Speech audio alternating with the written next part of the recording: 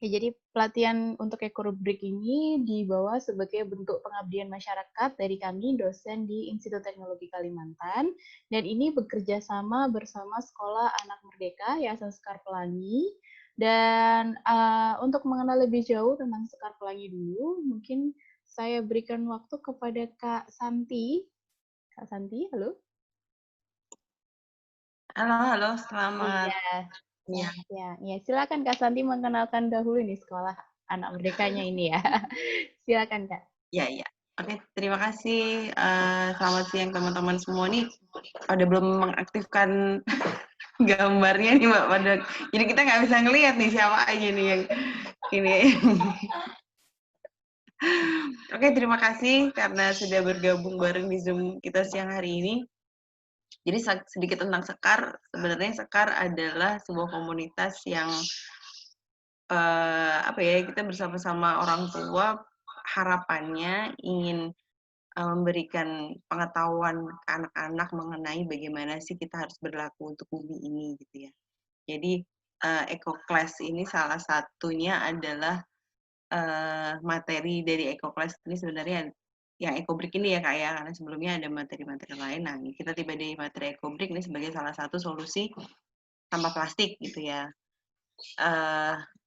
Bersyukur banget akhirnya bisa jadi sebuah acara yang bisa diikutin banyak orang gitu ya, jadi makin banyak yang bisa terlibat untuk menjadi solusi dari masalah sampah plastik gitu ya. Mudah-mudahan bermanfaat deh ininya kalau kalau Sekar sendiri bertempat di Balikpapan ya. Maklum Pak di Monokarya Agung di Blok RB nomor 80 kalau memang mau main boleh, tapi untuk sementara kita kurang-kurangin dulu. Jadi kita ketemunya lewat Zoom aja dulu. Nanti bisa kontak-kontak kita tanya ke Mbak Yani atau via ini ya Mbak ya. Uh, Kita nggak ada share kontak gitu ya Mbak ya kalau memang mau tertarik mau nanya-nanya gitu Belum sih. lewat mana ya? Boleh Mungkin aja. nanti itu di sini. Oh ya, boleh mungkin nanti ditulis di chat mungkin Kak Santi. Di Ditulis di daftar chat aja. hadir nanti ada Mbak, ada ini nggak Kak? Pas di daftar hadir ada nomor telepon yang bisa dihubungin gitu nggak? Belum sih. Untuk Sekar atau untuk kita nih?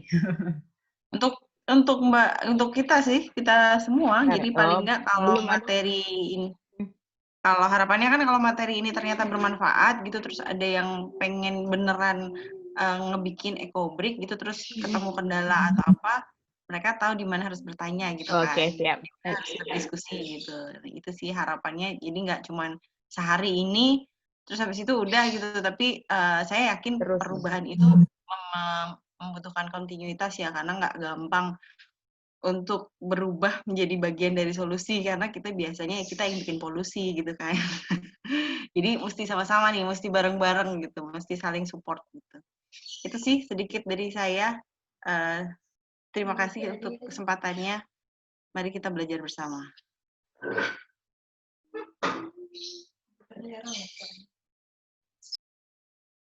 Oke, terima kasih Kak Santi. Itu pengenalan pengenalan tentang Sekar ya. Itu Sekolah Anak Merdeka yang dibuat Kak Santi untuk memfasilitasi anak-anak yang mau belajar secara merdeka ini ya. Nah, ini memang ada di kelas Eco Class dan ini mengenai tentang EcoBrick. Oke, kalau gitu kita langsung mulai aja ke EcoBrick itu apa ya? Sebentar saya share screen dulu.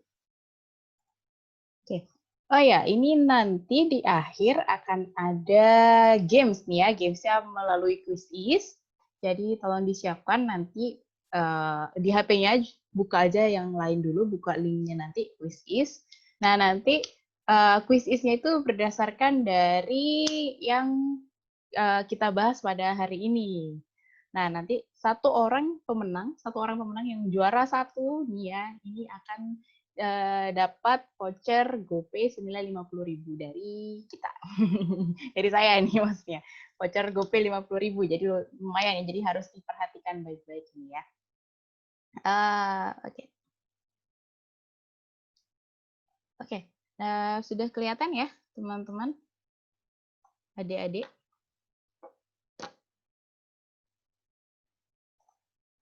Oke. Sudah kelihatan ya ini? Oke, kalau sudah kelihatan, kita kenalan dulu sama saya ya, kenalan dulu sebentar.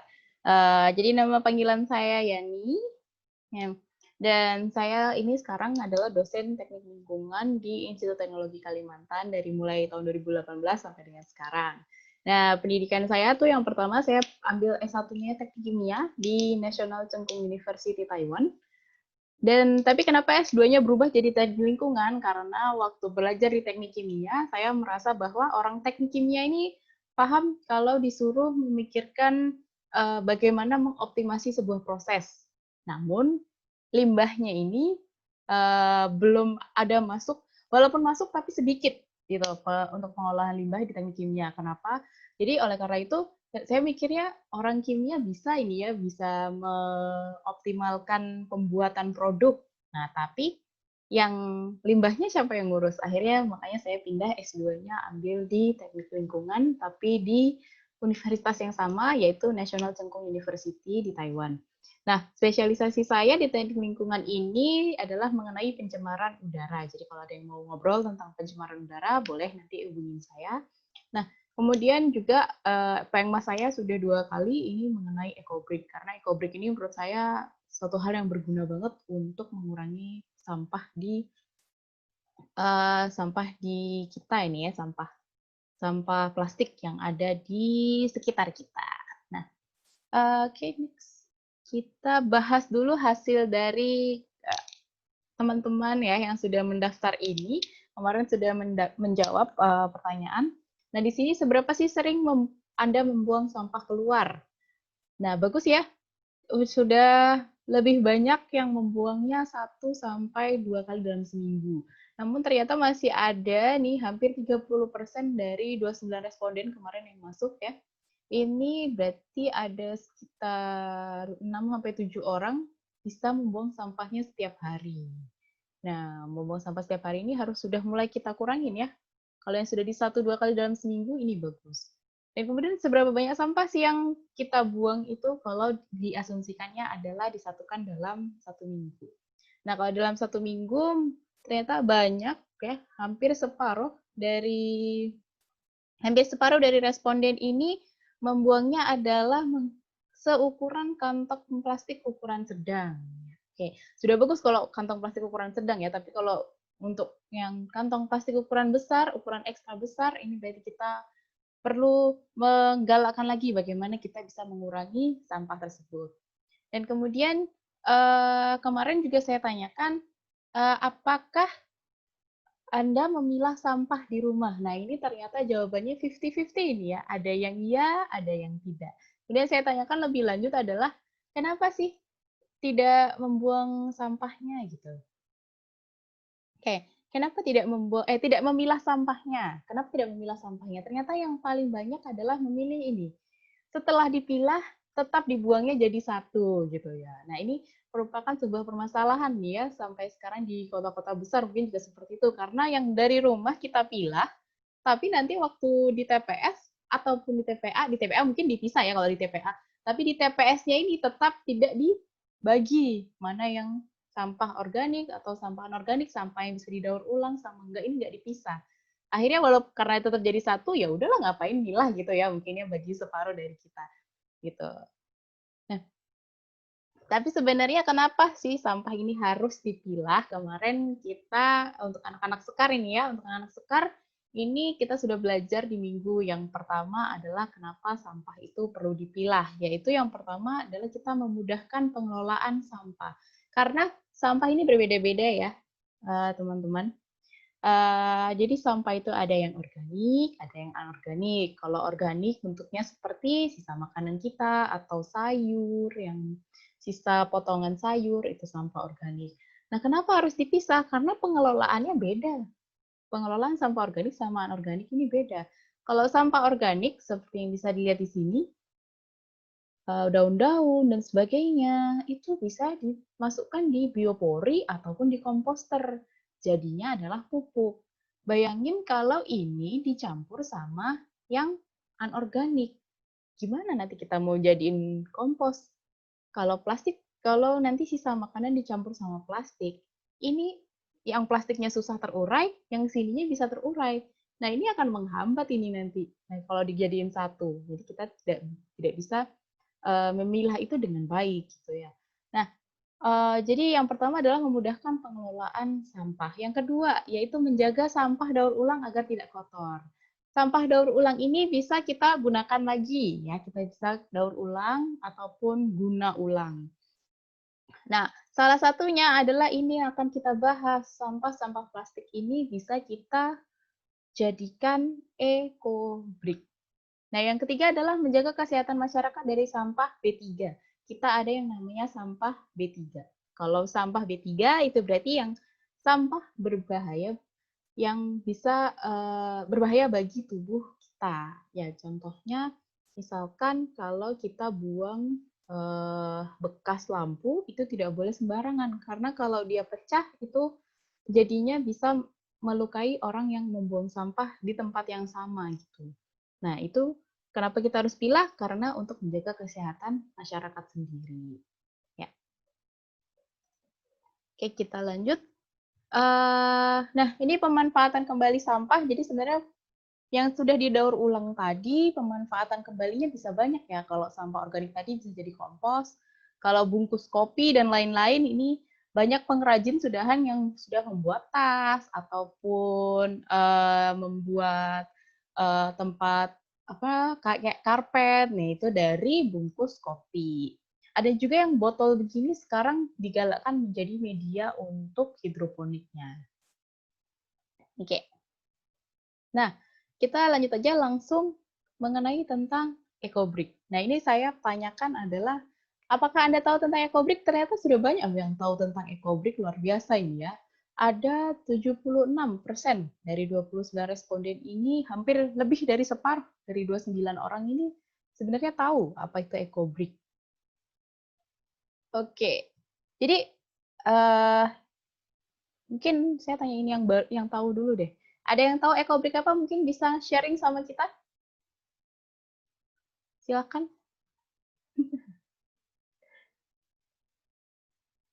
Silakan kalau ada yang tahu tentang EcoBrick dulu. Ada yang mau sharing? Kalau ada yang mau sharing, silakan langsung nyalakan di unmute aja. Ada yang pernah bikin EcoBrick? Ada yang mau sharing? Halo? Halo?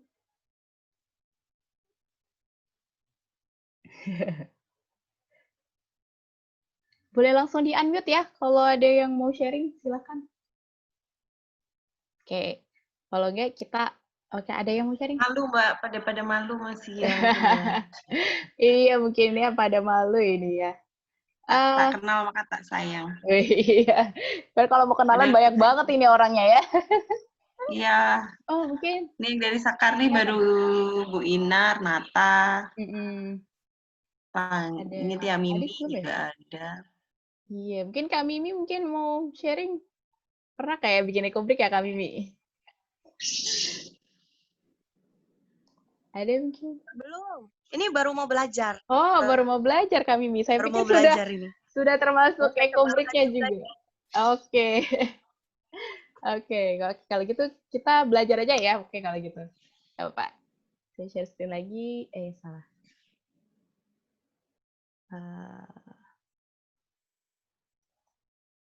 Oke.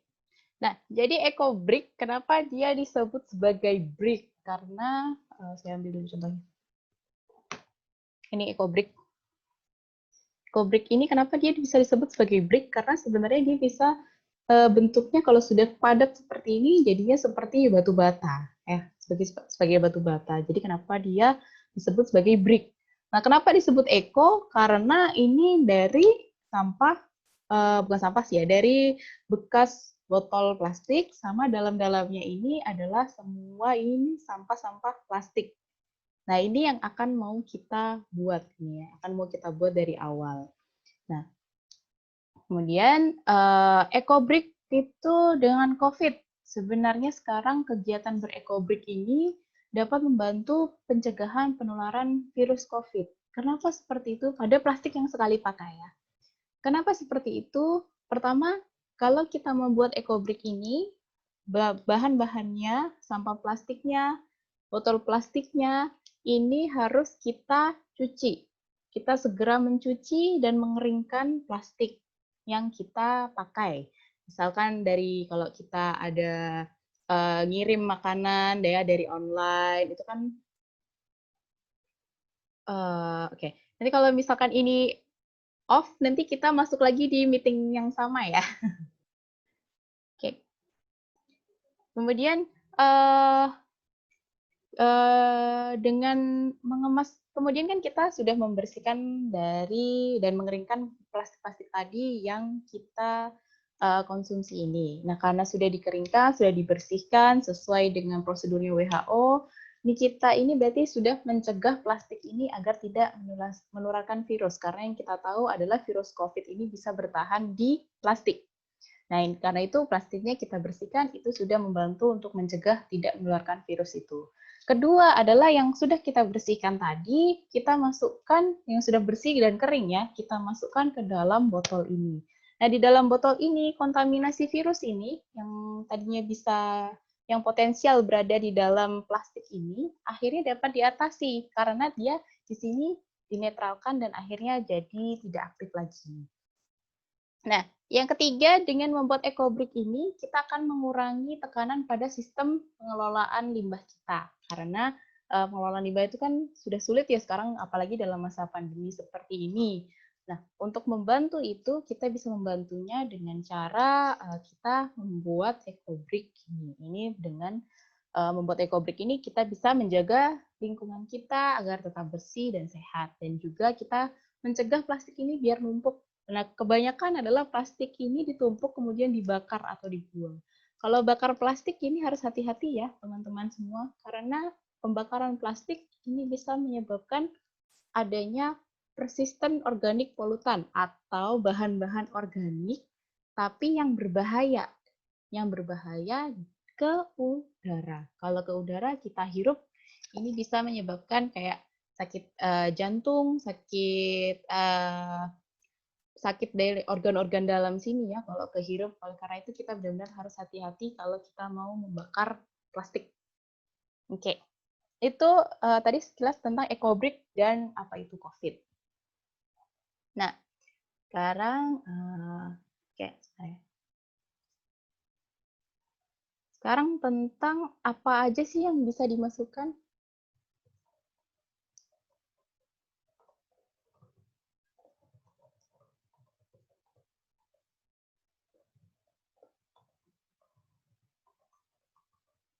Oke, kita lihat ya, apa saja sih yang bisa dimasukkan ke dalam botol ini, yang ke dalam botol EcoBrick ini. Yang pertama adalah delivery packaging. Delivery packaging itu maksudnya kalau kita beli, itu kan dapat styrofoam, atau dapat kantong plastik, atau dapat kantong plastik yang kecil. Nah, itu bisa kita gunakan ya. Kemudian kantong plastik ini sering banget ya orang kantong plastik sering dapat ya. Dan kemudian kalau kita take away makanan, kita juga punya sampah-sampah plastik. Yang lain lagi sampah plastiknya itu bisa dari bungkus yang suka makan cemilan seperti Cheetos, Ciki itu zaman saya ya. Kalau zamannya anak-anak sekarang apa ya? Citato kah? Jet Set.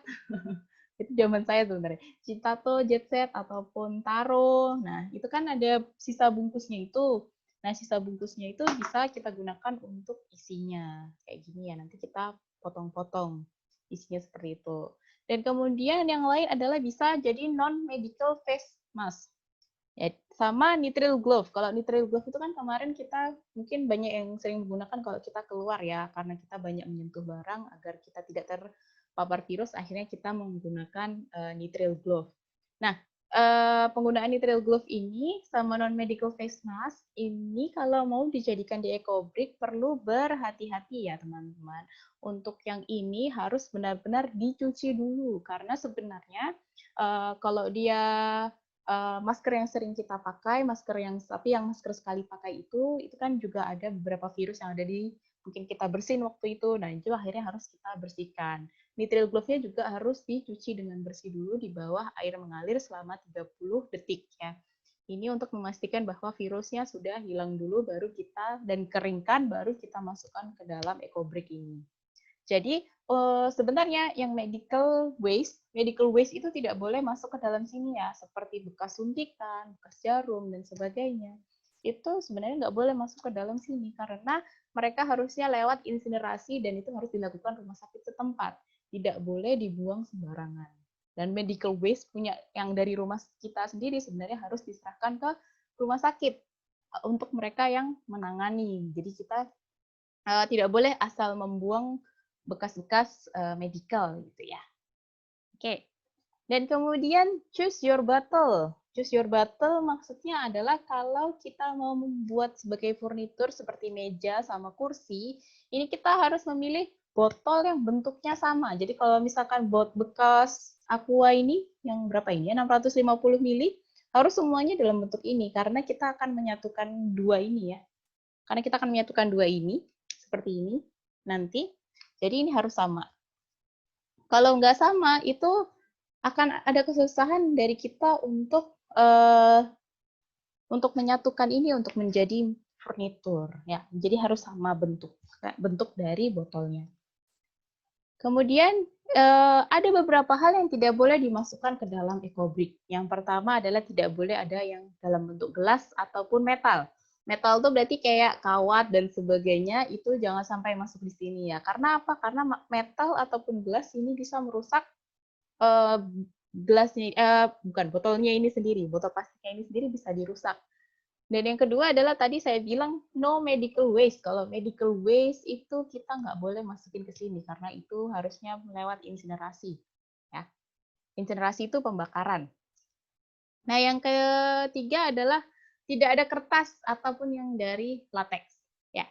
Tidak ada kertas. Kenapa nggak ada kertas? Karena kertas itu dia lebih bisa terurai daripada sampah plastik. Jadi EcoBrick ini dibuat bukan untuk menghilangkan sampah kertas, tapi untuk kita membantu mengurangi sampah plastik yang susah terurai di masyarakat. Jadi jangan sampai kita masukin kertas. Karena kertas itu nanti bisa didaur ulang sendiri, ada jalurnya sendiri, bukan di EcoBrick.